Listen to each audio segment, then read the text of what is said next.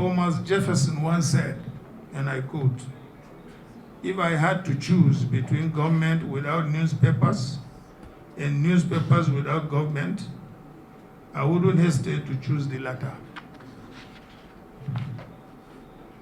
From exposing the Watergate scandal and unraveling the dubious certificates of politicians, journalists have maintained eternal vigilance by bridging the gap and stepping in when other arms of government failed.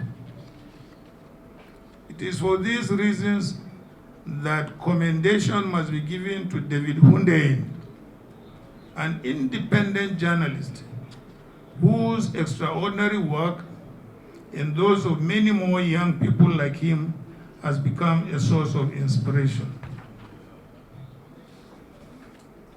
Special thanks must be given to the millions of Nigerian youths and citizen journalists too, who continue to put out the truth online even when no one is listening. Indeed, the price of liberty is eternal vigilance. They have put the country first in their firm commitment to unravel the truth and hold leaders accountable. This gives me the hope that we have worthy partners in the struggle to reclaim the country we call our home. This quest is not for or about Atiku Abubakar.